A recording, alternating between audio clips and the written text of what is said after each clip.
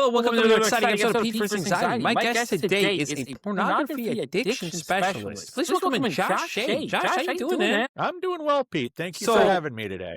Give everybody a little rundown about your background real quick, because this is going to be an interesting conversation. Just heads up, anybody that doesn't like the topic of pornography, you're more welcome to turn this episode off. It's okay. Me and Josh both understand. It's okay. It's just a topic that we need to talk about. All right, Joshua, go ahead and tell them all about yourself, man. All right, well, as you said, my name is Joshua Shea. I was a porn addict for 24 years, started at 12 years old. I was also an alcoholic for 22 years, started that at 14. I was your typical overachieving addict, where I did a hell of a song and dance to divert people's attention by achieving great things, whether that was in school, whether that was early in career or in my family. People didn't know the real me. I was a politician. I was a publisher of a local magazine. Wife, kids, pets, everything looked great, but I was trying to juggle way too much for way too long.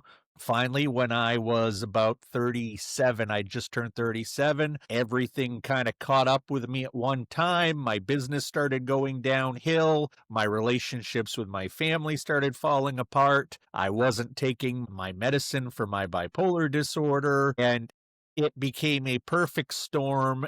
And I had no other choice in my life but to enter recovery, or I was going to lose everything I had. I did lose a lot, but I'm kind of glad I lost a lot. After a couple of years in early recovery, I started to write books and started to do speaking engagements about pornography, was doing a lot of that all over the U.S. And then the pandemic hit. I changed gears and got certified into being a coach, first for pornography addiction, and then very quickly after for betrayal trauma, which is what the partner experience is. I later got certified also as a disclosure specialist. And for the last 6 years now, I help porn addicts, their partners, their families navigate this tricky road, because pornography is blowing up and affecting people at such growing rates. There are times where I see a new study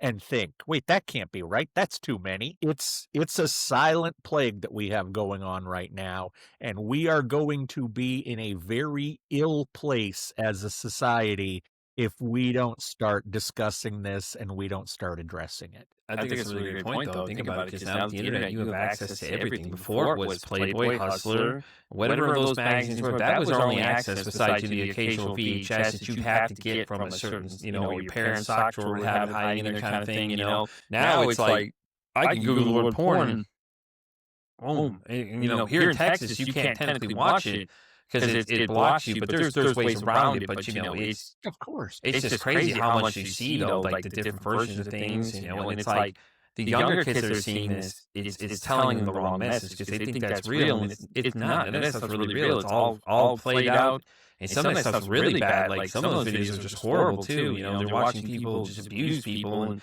do these things and think that this is okay.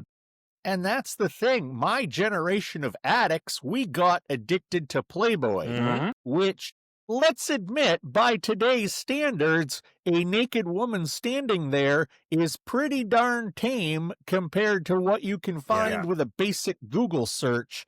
So not only are more kids having access to pornographic material, the pornographic material these days they have access to is so much more graphic, so much more hardcore than the stuff that was there in the 80s and early 90s, when access still was an issue. Yeah, true. Very true point. It's changed. There's just topics galore.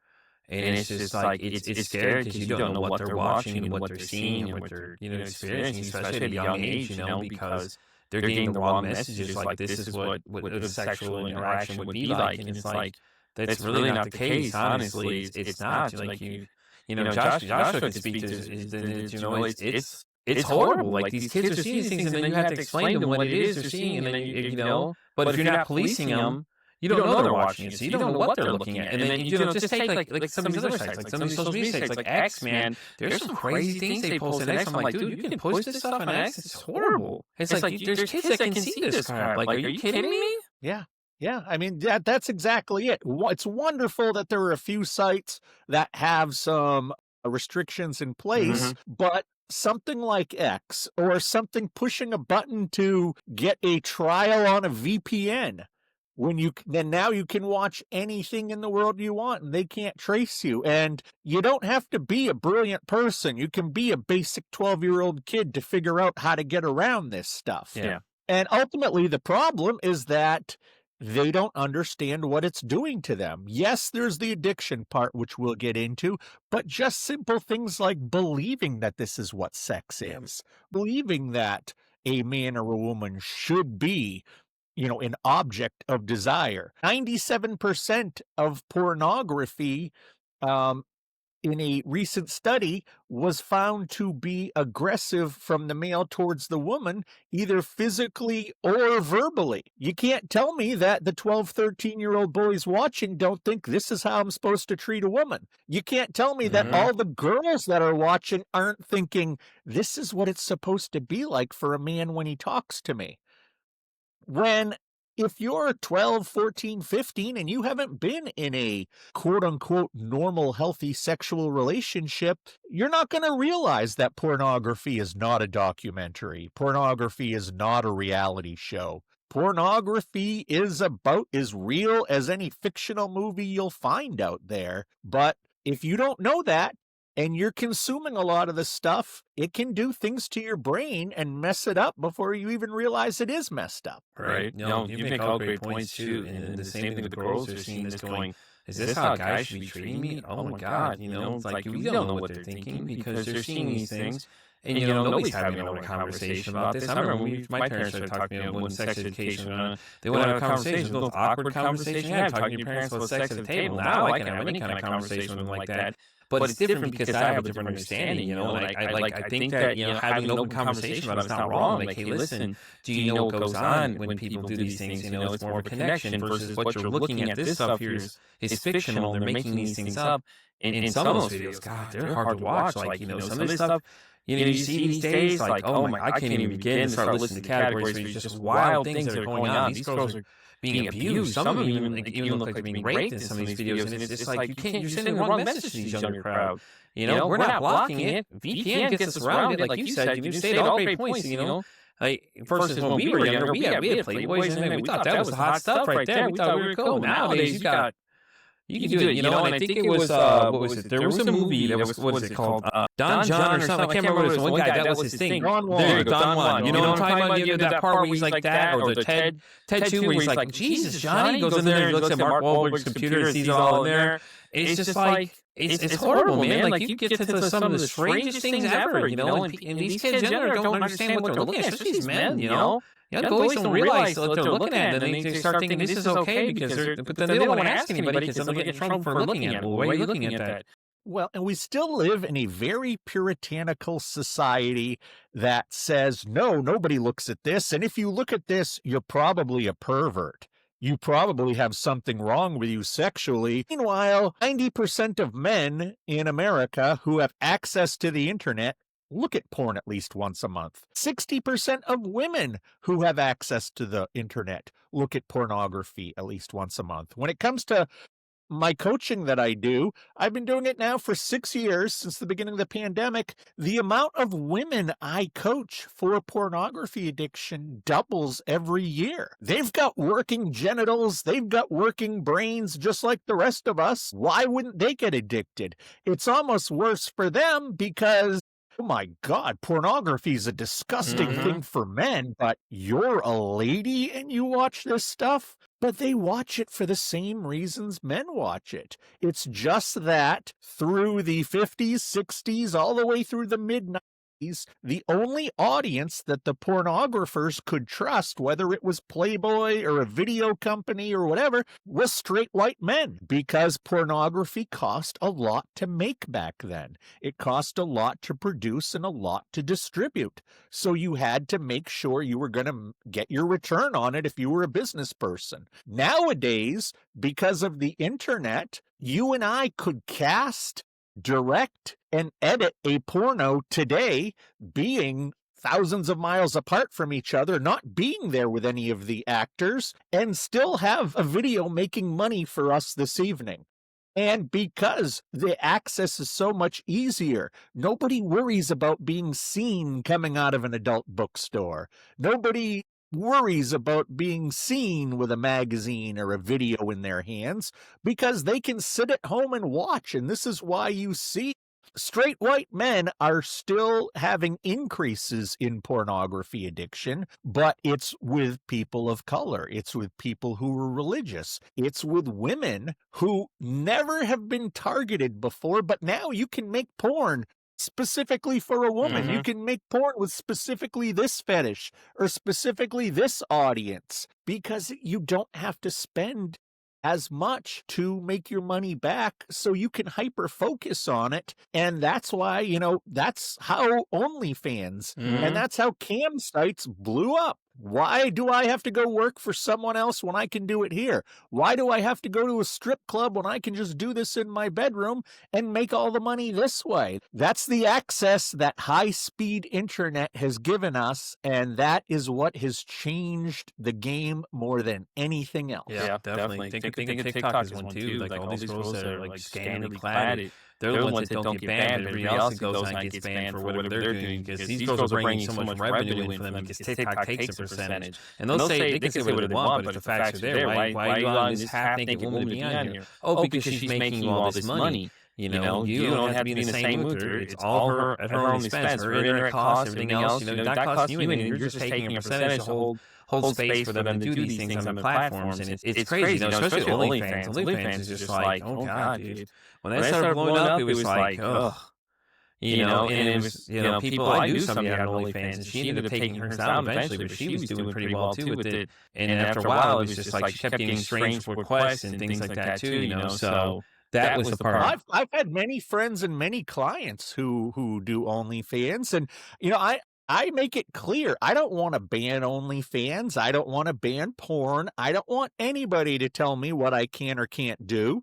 I have no problems with gambling. I don't want you to tell me that I can't go to Vegas because 10% of people have gambling addictions. So I don't want to shut down pornography or any of this stuff. But a lot of people who do go to OnlyFans find out that they're not built like they thought they were. They can't do that crazy stuff on screen that they were hoping they could. Or what's happening more and more the last few years is that you're finding out the money isn't there because it's so saturated. The average OnlyFans model these days makes a month. Isn't it crazy? $180 a month to share it all. And you think you're going to make more because everybody else capitalized on it in the beginning when it was first big. That girl from... What was that show? One of those TV sitcoms. One of them was like Catch Me on the Corner. So they referred to the girl as, I can't think of her name, but she made a ridiculous amount when she went to OnlyFans. But it was so creepy because she was so young at the time. Because I think she was like 14, 15 when we first met her, and she was like, oh, I'm going to do whatever I want to do. You know what I mean? Like, it was like, really, you're watching waiting for this girl to turn 18. It's kind of creepy that you're basically grooming this girl until she turns 18, and then it's, okay, we're going to shower with all this money. And it's like, she's just capitalizing, and I'm like, oh, thanks for all the money, I appreciate it. I don't know any of you, and I don't really care, so keep paying me. Yeah, and I don't want to ban her ability to do it, and I don't want to ban anybody's ability to purchase it, but what I want is education there. I don't want to ban alcohol. I don't want to ban cigarettes. But you can't tell me that there is anybody in the world who does not know when they put that first cigarette to their mouth that it's not bad for them. Yeah. You can make poor choices. That's fine. But let's educate first. I think that's a great point. We know what happens if you do certain things. And let's educate. We haven't been educating properly about pornography because we're all so scared about the word pornography, Mhm. about saying it. Pornography is one of those words like Hitler or like pedophile that people don't like to say out loud because, oh my God, are they going to think I like Hitler? Are they going to think I turn a blind eye to pedophiles? Oh my God, if I say pornography, does this mean that I love pornography in their eyes? People are just afraid to talk about this. And we've been talking now for almost 15 minutes, Pete, and we haven't been graphic yet. Nope. We don't need to be graphic about this. We can be grown-ups and talk about the fact that it is completely normal, especially around the age of puberty, to be interested in depictions of sexuality. Yep. Yep. Yep. You're That's right. just what happens with your body as you change. It's completely normal. Sexuality is a normal, healthy, wonderful thing. However, if a dependence upon the chemicals that are created when you do watch these sexually charged videos or photographs, that's where the problem really comes in. Most people never get addicted to pornography. Most people use pornography just to get off as a surrogate for having an actual partner. And then you've got the people, 10 to 15%, who just use it to the point where it changes their brain's chemistry. Yeah. And that's where the addiction part comes in. Yeah, and when it comes to being addicted to, give the people an idea what it looks like for somebody, because I think people have a misconception of what it actually looks like when you're addicted to porn. Yeah, and first thing that people have to recognize, it's not about the bodies. It's not about the sexual activity. It's not like that I, as a porn addict for 24 years, really liked breasts more than anybody else. Yeah. It's not that. If there's one thing I love, it's watching sex with 3 people more than anybody else likes to watch it. That wasn't the case. What happens as an addict, and this is pretty much true of all addiction, is that it is a symptom of something bigger. You use pornography or drink or use drugs or gamble or do whatever it is you do because it's a coping mechanism. You did not develop proper coping mechanisms along the way, usually because of some kind of incident tied to trauma. You figured out a coping mechanism, looking at porn, drinking, whatever it was. And once you have a coping mechanism, if it's working for you, why would you develop any others? So pretty soon, yes, looking at naked girls is fun. Masturbating is fun. Why do you think so many people do it? But it becomes one of these things that you need. You need it to cope with your life. Anxiety, stress, fear. Well, I know if I go look at this stuff, I know if I go touch myself to this stuff, I'm going to feel great. When it's not the actual masturbation or the actual visual imagery that's doing anything for you. It's the fact that you are flooding your mind with dopamine, serotonin, oxytocin, endorphins, and you're flooding your mind at 4 times the rate that you can create naturally by exercising or doing other pleasurable activities. So you have this one basic life hack where if you want to escape the bad, if you want to run away from your problems, if you want to forget your fears, well, heck, I've got my phone, I've got pornography, let's do that. Unfortunately, a lot of people don't realize it's not about the bodies until later on. Right. And I have clients now who will flat out tell me, I wish I could just hit a button to get my dopamine. I don't even want to look at the sex anymore. I don't want to look at the naked people. I don't want to have to watch weird stuff to be able to get a chemical reaction in my mind, because again, it's not about the bodies. It's about that chemical reaction in your head. It's about giving yourself a level of inebriation that not only are you looking to get a high from it, eventually you just need it to focus. You just need it to keep going. You just basically can't function if you don't have this level of dopamine in your system. And at that point, that's when you really feel like a prisoner to the addiction, because you don't know how to stop. It's too much of a magnet pulling you towards it. And that's when you realize oh my, what I thought was wonderful so long ago is actually making my life worse. And there's no naked person that's going to help that problem. Right. I'm going to touch on the part where you said making my life worse because I think that's where the betrayal thing comes into too. Because a lot of partners feel it's betrayal for you to watch it without them, and I get that because they think you're idolizing these people. But as you just said, it's not the case. It wasn't even the person on the screen. It's just that rush you're getting from the whole situation itself.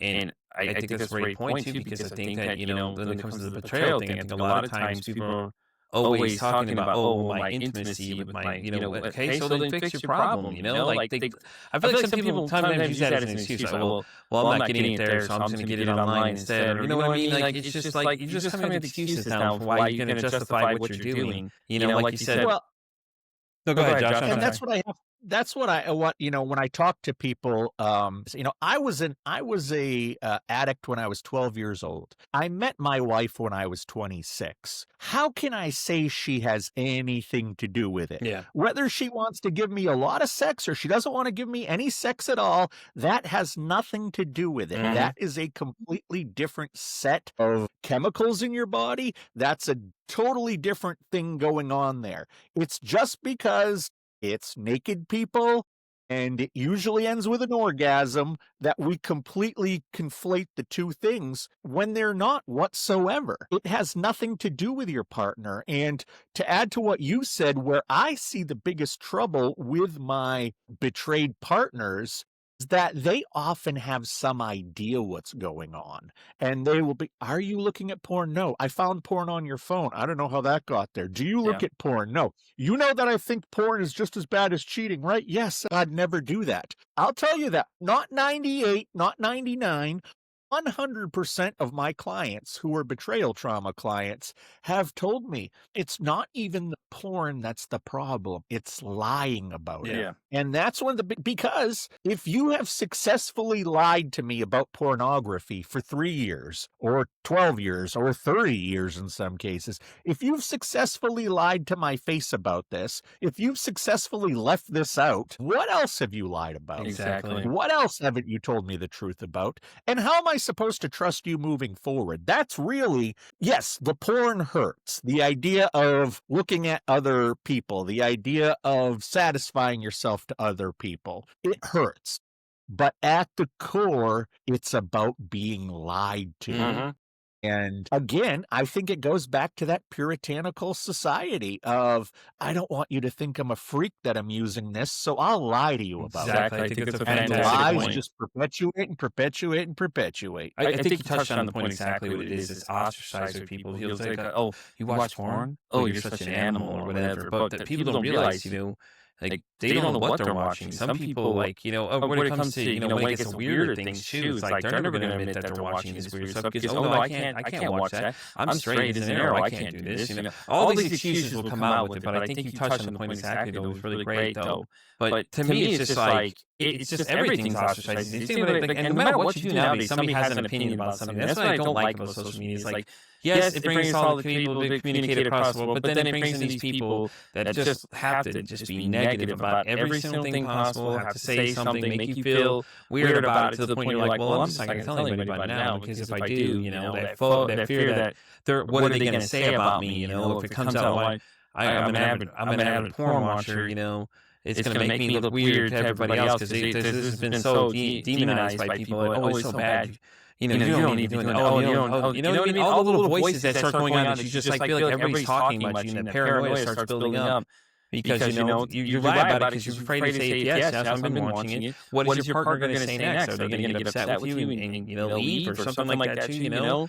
And it's like with any addict, really, if you think about it, they're all going to lie about it. They're not going to tell you you're doing it. Oh, I'm not doing cocaine. There's powder residue here. There's a line sitting next to me. I'm not doing that. That's just there for show. You know what I'm saying? It's like, it doesn't make any sense. No, exactly. I mean, I remember as an alcoholic hiding my bottles at different place, being shown, oh, we found these bottles. I don't know how those got there. I was cleaning up after a party at our office, and I just happened to throw those all in my backpack. Something like that, which is absolutely silly.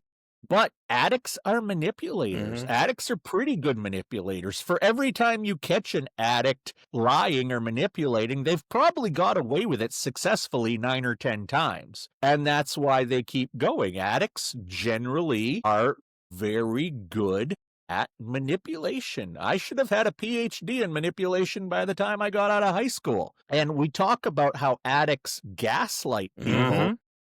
The reason why addicts are so good at gaslighting is because we learn to gaslight ourselves first. We learn to, okay, well, I shouldn't drink at work. Well, nobody's around. Maybe if I put it in a coffee cup, they won't notice. And I'll do this, and I'm clever, and I can. And you gaslight yourself first. And you get so good at gaslighting yourself, you learn how to gaslight others. You learn how to get people to rationalize your behavior. You learn how to get people to minimize your behavior. You learn how to be a magician where you're doing something over to the side, but you're waving your hand over here. So everybody's paying attention to what else is going on. And that's really, for me and for so many of my clients, when that veil gets lifted, that's rock bottom. That's the end. When I'm sitting in a room with my wife and my parents and a couple friends, and I was just fired from work because of my alcohol, and they're all saying, "You seem like you're about to die. And if you don't do something about this, we're not helping anymore. And you're going to end up divorced, and you're going to lose your kids, and you're going to lose your house, and you're going to lose everything." Thank God there, at least for me, there was that moment of, okay, I need to get my act together. And it hit at that point, thankfully. I don't think it would have otherwise. Yeah. It was one of these things where it's like, hey, I'm sorry, but we know how all the magic tricks work. So stop trying to put on a magic show. And that's the point that I had to reach. And the other point, going back to your people saying negative things about you, the way that I learned to deal with that was by recognizing when people say bad things about you, most of the time it's not completely true, meaning they are factually incorrect or they have something wrong. And a lot of times we can dismiss that as, well, this person. What about all those times people say something good about you? Exactly. If I meet you right away and I tell you, I heard your podcast and it absolutely sucks, and then I walk away, you can be like, well, that's not very nice. He's mean. I don't like him. And then the next guy comes up to you and says, Pete, I love the podcast. It's awesome. It's amazing. You're great at it. And then they walk away. Which one of them is right? Yeah. No, you're right. Neither of them. We like to hear nice stuff about ourselves. It makes us feel good. We want to believe it. But one of the ways that I was truly able to stop caring what people thought about me was to not just stop the negative, but to stop the positive. Because in most cases, people are coming from a place of logic, from a place of facts, Mhm. that they don't have them all, or they're just sharing an opinion. If me and that other guy both heard 2 of your podcasts, the same ones, and we both walk away with, well, one walks away with this is great, one walks away with this is terrible, who cares? You Exactly. keep doing your thing. And we just tend to focus on that negative piece, I think because of social media, like you mentioned.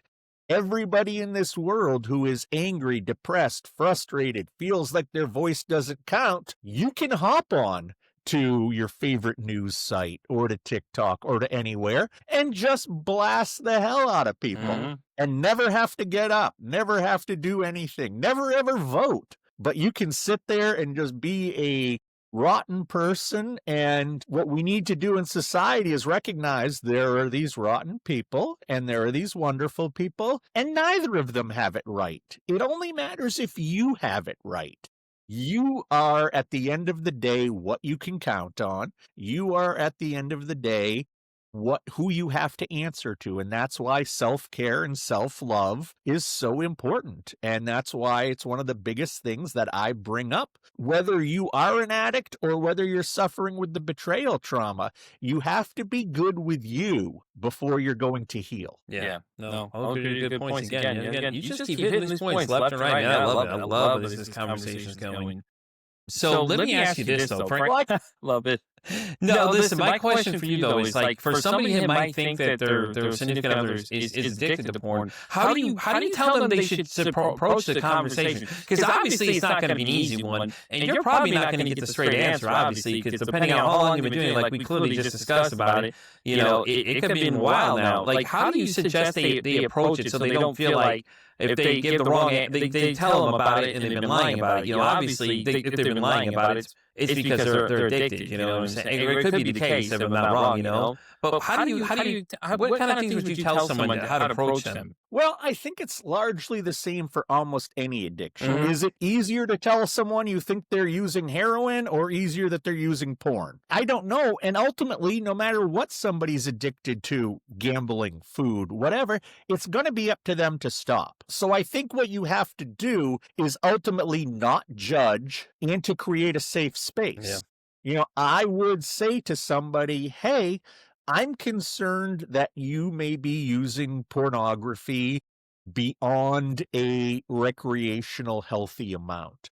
Only you can decide that for yourself, but I want you to know that if you do decide that, I'll help you get help. I'm okay with, whatever your issue is. I want to see you be healthy. And that's the number one thing that I have to tell partners where, yes, if you want to stick with him or her, you may be hurt. You may want to scream at them. You may want to shake them and say, how can you look at this stuff? I find it disgusting. But that person is not going to see you as safe in that case. You have to be non-judgmental, and you just have to let them know that you are safe and you will help them. Beyond that, there's not much you're going to do. I can rattle off statistics all the day. That doesn't stop anybody. Yeah. I can tell stories of other people all day. Everybody thinks they're the exception. What they have to do is reach that conclusion on their own. If you think you may have a problem and you want to know more about it, I can point you to some literature, or maybe just watch a video on porn addiction on YouTube or listen to a podcast. And if you think you have a problem, I'll help you get some help. Just like if it was gambling, just like if it was drugs, don't talk down to them. Don't shame them. Don't blame them. Nobody hates their addiction more than the addict. And at the beginning of an addiction, it's going to be a lot of denial. You don't want to be that person. No. I remember sitting at rehab in 2014. My first day there, I flew across the country from New England to Laguna Beach, California, which was the detox center. And I remember just laying there in bed, staring up at the ceiling and thinking, oh my God, a week ago I had my job, everything was normal, everything was going fine. And in 1 week, I'm in a detox in Southern California. Right. What? This is too surreal. I'm not an alcoholic. I'm not a porn addict. Why am I here? I don't need any of this. And yeah, you know what? Rehabs exist because people do need them. And my therapist at the time said a great thing for me. She said, don't just go and get your certificates of completion. Stop and listen. And it took me about a week on that first rehab stint to be, wait, I think I'm the alcoholic they're talking about. It took me 7 days of probably 8 hours a day of being lectured to about alcohol before I was willing to go, maybe I am an alcoholic. Yeah. I think it took time. It takes time, and you just have to let the person know that you're there for them. I wish there was something easier or something that was faster, but one of the rough things about addiction for everybody around the addict is that they're ultimately powerless. Yeah. I think it's a really great point too, is that, like you said, there's nothing you can do. You can just sit back and watch. And it's the hardest part. It's like, you can't help somebody that doesn't want help, And that's the hardest part, is just watching them self-destruct, but at the same time, sometimes that's what they need to understand that, hey, listen, I'm this person, like you said, it took you 6 days to realize that I'm that person they're talking about. This is, And the way I explain addiction to people is, like, I've had 2 people come to me about it. So in the process of the show, one of my old co-hosts came to me and was talking about her significant other had an addiction with pornography. And I was like, listen, let me just tell you right now that if you're going to be out there for his help, you better be there. And don't be leaving halfway through because it's not going to be a fun ride. It's going to be rough. He's going to lie to you. He could possibly betray you. You're just going to have to be okay with that because you got to understand he has a problem that he is dealing with, and at the end of the day, it's the hardest thing to watch him self-destruct, but at the same time, like, you being there for him is going to make a difference. Now, if you quit halfway through, that's it. You're not winning that battle anymore because he's going to be thinking, when's the next time you're going to leave me? And Joshua could speak on for that part of it too, because, it's the same thing. And I had somebody else, the same thing, just like you said, don't talk down to him. I literally told this person, whatever you do, if she messes up, do not demonize it. Just be okay. Listen, it happened. Don't be giving her. And what I find out, he gave her a hard time. I pulled him aside. I said, listen, what did I tell you not to do? What do you mean? What did I tell you not to do? I said, the one thing I said not to do to her is sit there and demonize her because she did something, dude. You got to understand she's battling this addiction, man. You can't keep giving her hell about every time she screws up. It's going to happen, regardless of the way you're looking at it. She's going to mess up. Things are going to happen. You just have to accept that. You can't sit there and talk down to her, make her feel bad about herself, because she already feels bad already. She doesn't need you to help her, keep dumping the pile of rocks on her too, digging the proverbial hole and just burying yourself in any kind of thing, And that's the thing I stress to a lot of people when it comes to that kind of stuff, because I was like, those are the two people, like I said, I told them both the same thing. Don't do those things and don't do these things, because you can't. Like, from my experience with people I've met on the show and things that, I've learned, I'm telling you right now, it's not gonna end well for you. You're not gonna see an outcome that you like. You're gonna be upset. Is it rough? Yeah, it's rough. At the end of the day, rough, like we've already been talking about. It's rough. Is it hard? Yeah. No one said it's fucking easy. Trust me. I know. I know it because I deal with it to some, to extent in my own personal business, and things like that too. It's like, you got to be careful how you approach it, because once you come off as that person doesn't care, they're not going to care what you have to say next. You've lost them completely, and it's horrible, man. When it comes to pornography addiction, like all addiction, people have to recognize it escalates. That picture of a woman in a Playboy magazine is only going to do it for you for so long. Then you have to move on to a Penthouse where it's more graphic. Then you have to move to videotapes. Then you're, looking at genres that are weird, because much like my alcohol, at 14 years old, I could catch a buzz on 2 beers. By the time I got out of high school, I needed a 6-pack to catch a buzz. By the time I was 30, I had to stop drinking beer because I couldn't get drunk. I had to move on to tequila if I wanted to feel anything. And that's the same thing with pornography, where it will escalate, and you may take some shots of whiskey or whatnot that taste horrible, that you don't like, but that you need. And when it comes to the content of pornography, especially for those who have been addicted for a long time, they're probably watching stuff that if they opened their hotel door room and it was happening in the room, they'd slam the door shut and run the other way. Yeah. But it's true, though. Again, that's not because they're looking to have a sexy, erotic time with their pornography. They're just looking to get it as chemicals. So, if the supportive partner all of a sudden is like, oh my God, you're watching people pee on each other in films? I'm not really into that. I don't know how to tell you that. It's just what makes the chemicals hit. Yeah. It's like, well, no, you're a pervert. That's ridiculous. Like, no, I would hate to see this in real life. Most of the stuff I watch, I would hate to see in real life. But it's what I need to deliver those chemicals, which are basically a drug for me, which basically intoxicate me and help me face this world, because I don't know the proper ways to do it. And if you're suddenly saying, well, if it had just been, a naked woman, that's one thing. Now you've got naked men and women hanging from the chandeliers and doing all this crazy stuff that I don't want any part of. And, well, you have just made me feel bad about myself. You have just made me feel like I can't talk to you about this stuff. And this cycle of lying to protect myself, and to, in my diseased mind, believe I'm protecting you, I have to continue it, because I don't want to be lambasted about this in my house or in a place that should be safe. And yes, you can absolutely hate the content of the pornography, but keep in mind, we are not the pornography that we consume. Yeah. Just like, if I like tequila, that doesn't make me Mexican. If I like sake, that doesn't make me Japanese. We are not what we consume. We consume because there's something wrong. Yeah.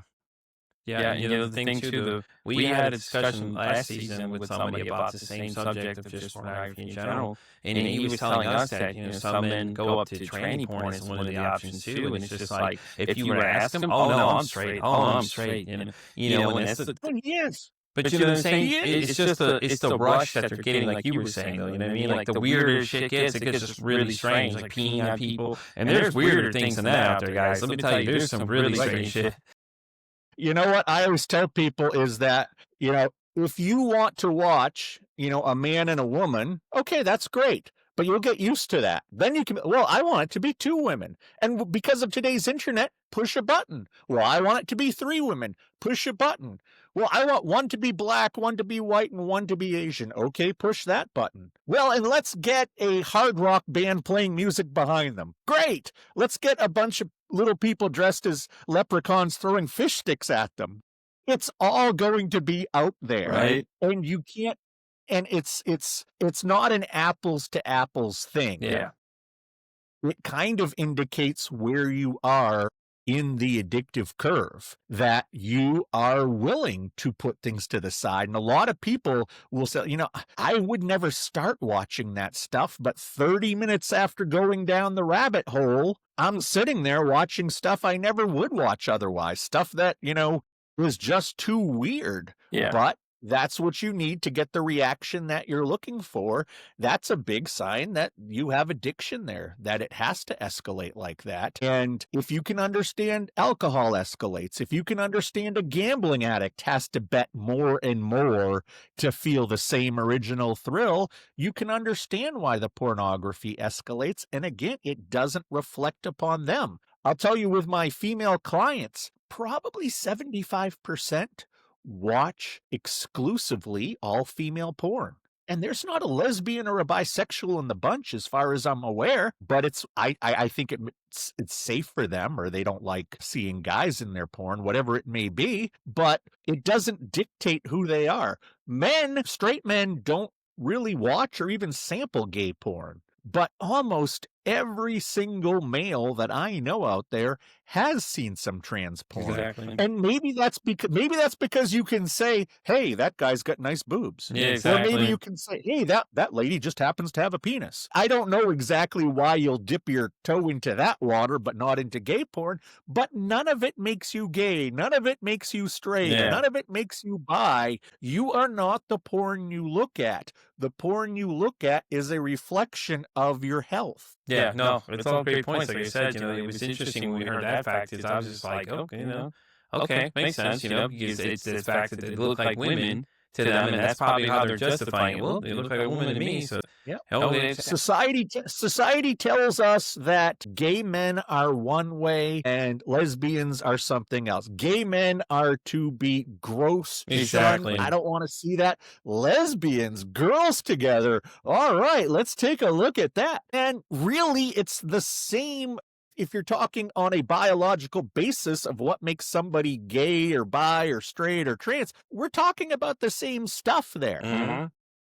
And we attach, because of society, we attach certain stereotypes, certain beliefs. And if you go against those, that doesn't mean that you're gay. That doesn't mean that you're bi. That doesn't mean you secretly want somebody to smush cake all over your naked body, even if that's what you like to watch. Right. That doesn't mean that's what you want. That's just what does the trick to get your addiction active. No, I agree. No, like I said, I think it's funny because we have to label everything. I feel like society, that's how it is. So you got to label it. And then, everybody wonders what everybody's doing in their own privacy. Oh, well, I'm like because they're gay. Why? What do they do to you? I just don't like because they're gay. What the hell is that going to do with anything? I don't understand. It's so trivial to me. Like, why you care what someone else does? Well, you like dress like a woman. Okay, let them dress like a woman. What does it matter to you what these people are doing? Like, it's their business. Who cares? Let them do their thing. More power to them. How about, my brother is trans, and like I've been in the community and supported him the whole time. Like I never judged him any differently. I knew a long time ago that he was, he was into girls and things like that. Did it bother me? None changed the fact anything, He used to be a she. That doesn't bother me still. Like, he told me everything. We'd have open conversations about this kind of stuff, but that's different. A lot of people just don't accept that kind of thing. Like, my mom, when she found out, wasn't okay with it. You know, and just like, I just don't get why we have to sit here and worry about what everybody else is doing. Like, stop worrying about everybody else. Worry about your own self. Like, it's just, it's insanity. You're right. It's trivial. And when I meet people with these kinds of sort of close-minded beliefs, usually they're afraid somebody's going to call them out on something they don't want called out. I've learned long enough that the people who scream the loudest have the most to hide. Mm-hmm. But also put it in, and I put most of these things in non-sexual terms for clients or when I go on shows like this. Yeah. I have never seen a single episode of Dancing with the Stars. I have zero interest in seeing Dancing with the Stars. You can't put a star on that show that I want to watch dance. Yeah. I just don't find watching dancing entertaining. Exactly. Now, I know that there are people that absolutely love that show, would never miss it. They're on season 30, and they can tell you everything that's happened on that entire show. Okay, so who is a better human being, me or them? Neither. You're both equal. Neither.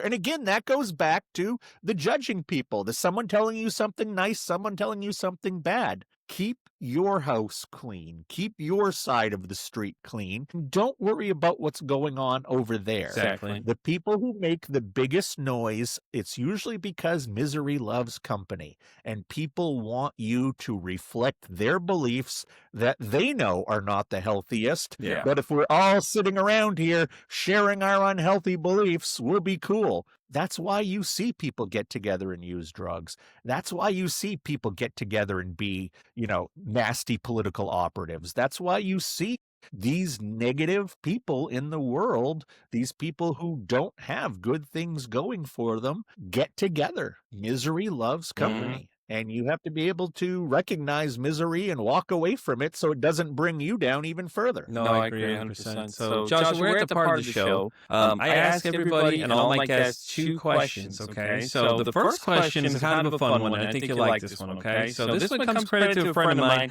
who runs a podcast called The Shit That Goes On in Her Head, okay? So the question to you is, if your mental health had a song, what would that song be? Inagata Devita. There you go. Okay.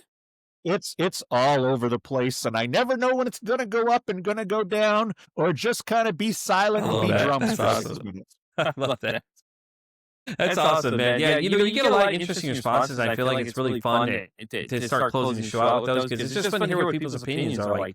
Some people are, well, you may not know this kind of music. I don't care. I just want to know what it is. I'll go check it out right after this is done anyways, because if I don't know what it is, hey, you never know, I might like it, whatever, it's your opinion. It's just a fun question to break the ice with people. It's always interesting to hear people's stories, like the things they come up with. So, so that was always fun. So the next one, in the point of this whole podcast, I will say, here we go. All right, I love it. Here we go. It may also be Free Will by Rush. Okay.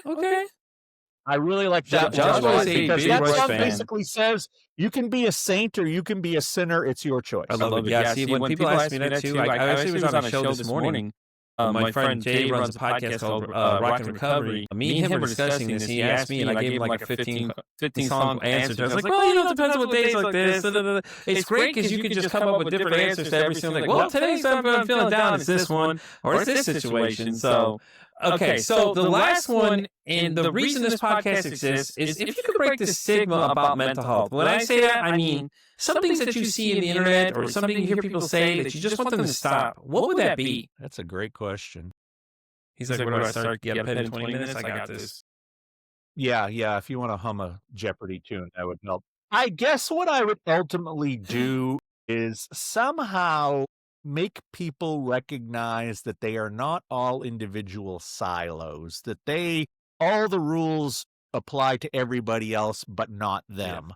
One of the things that I have battled as a professional coach is how many people, for some socioeconomic, demographic background about themselves, they think that they can disqualify themselves from being a porn addict. I'm a woman. I can't be a porn addict. I'm a Christian. I can't be a porn addict. I've heard I'm a vegan. I can't be a porn addict. That's a new one. I have helped famous people and complete unknowns. I've helped rich people and poor people. Like I said, men, women, very healthy people, absolute messes. People who are brilliant and people who are stupid. Every color of the rainbow, every type of political persuasion, every type of God worshipped or not. There is no disqualifying characteristic for pornography addiction. I don't care if you pray to Allah. I don't care if you grew up with Mormons. I don't care if your family's rich. There is nothing that's going to disqualify you from being a porn addict. And I wish that more people would stop looking at themselves of a class of one, because we all are a class of one, but we have so much great data out there that, oh gosh, when something says 80% of people are like this, guess what? You're probably one of the 80%. You may not be, but then that makes you just like the 20%. We're not all that unique. And ultimately, and I tell people this, is you could meet somebody who votes absolutely the opposite of you, who thinks absolutely differently when it comes to God than you, whose favorite music is absolutely opposite of yours. That doesn't make them a bad person. It makes them a different person. We don't have all the answers as individuals. We are not in a class of one. So I would hope that if I had that magic wand, I would make people recognize that we are so much more alike than we are different. Right. I love it. I absolutely love it, Joshua. Thank you so much for coming, man. I appreciate it. This was a great conversation. Do you do me a favor, though? Can you tell people where they can find you? What's the best way to reach you? Say they want to get a hold of you. Plug that website for them. Let them know where they can find you. Yeah, absolutely. All roads lead to thatcorncoach.com. I love it. I love that. That's ultimately that corn coach because number one, people don't want to type the word porn into their browser when they're trying to stay away from it. And number two, that social media and a lot of these places out there will not let you use the word porn. Yeah. They'll allow a scantily clad 19-year-old to jump up and down on her bed and tell you where to go find her dirty stuff, but I write the word porn and that guarantees no visitors. Right. So it's thatcorncoach.com.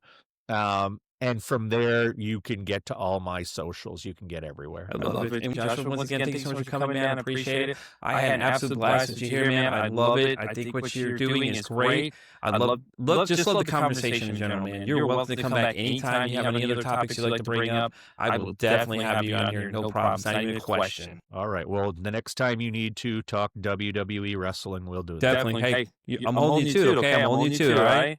And with that being said, guys, we're wrapping up this episode of Pete for Anxiety. You know where to find me. I'm X all the way down to TikTok. I'm on Spotify all the way down to iHeartRadio and Pandora now, too. And as I always say, it costs nothing, absolutely nothing to be kind to somebody. One kind act you can do can save someone's life, or hell, you can make their day. I'm Pete for Anxiety signing off saying, don't ask how your day is today. Say, hey, how's your mental health today?